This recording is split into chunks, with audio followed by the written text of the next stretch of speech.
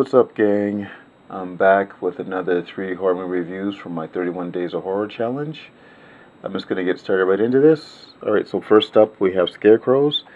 I had picked this movie up earlier in the year, but I decided to watch it now because Scream Factory had recently announced that they're releasing this on Blu-ray, and I wanted to see if it was worth an upgrade. Like, I remember liking this movie a lot back in the day, but I still wanted to watch it again and see how I thought about it now. This movie is about a group of bank robbers who rob a military payroll, and they're making their escape on a cargo plane when one of the group decides to betray the rest of the group and takes off with all the money by parachuting out of the plane. And he lands in a cornfield, and I guess that this whole farm is possessed by these killer scarecrows, and then the rest of the group follows suit, and then they get picked off one by one. This is an interesting film. I did still enjoy it, but I didn't like it as much as I originally did when I originally watched this movie. The main problem I had with it was early on in the film, it was like they didn't want to loop the dialogue. Like the one character that ripped off his buddies, they show him thinking instead of actually talking out loud. And it was really annoying. And there's a lot of dialogue that goes through radio channels. You can hear the other guys talking to themselves, and they're taunting the guy that betrayed them. And it was really kind of annoying. But after a while, they actually start showing them talk on screen, which was a lot better. The bank robbers, interesting enough, weren't really bad guys. Like, they did kill people when they were stealing the money, but they also kidnapped a pilot and his daughter. But they don't really want to harm them. And when one of them gets hurt, they actually try to console the other person. Like, I still enjoy this. I don't know if I'm going to upgrade it or not. It depends on what special features Scream Factory is going to add. Like a commentary and maybe some interviews, I might pick it up. I don't know. Alright. Next, we have The Dentist, starring Corbin Bernsen. And this movie was a lot of fun. This film was directed by Brian Yuzna, and he directed Bride of the Reanimator and Beyond Reanimator and Return of the Living Dead Part 3. Those are probably his 3 most popular films. This is probably his best movie. Brian Yuzna is a weird director. He does have a style, but it's a really weird style. I can't even explain it, but if you've seen his movies, you can spot a Brian Yuzna movie. He's probably a better producer than director. He produced the original Reanimator movie as well as From Beyond. But this movie is about this dentist who catches his wife cheating on him, and then he totally loses it.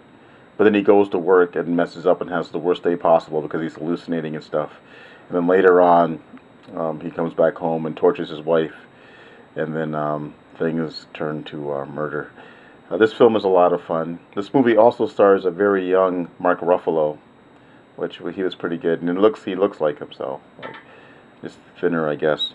And the ending is actually awesome for this too. If you're afraid to go to the dentist, this is not a movie to watch.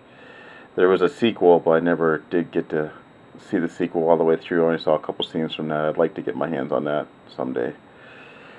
All right, and last up, we have Sweet 16, and this is a slasher movie from the early '80s.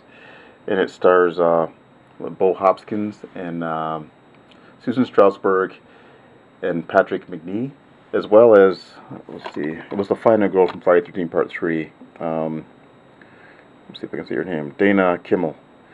This is a really interesting movie. Basically, it's about this girl named Melissa who's 15, turning 16, and basically any boy that's interested in her ends up getting killed. Which is really odd about this movie because all the victims are male in this, as opposed to female victims.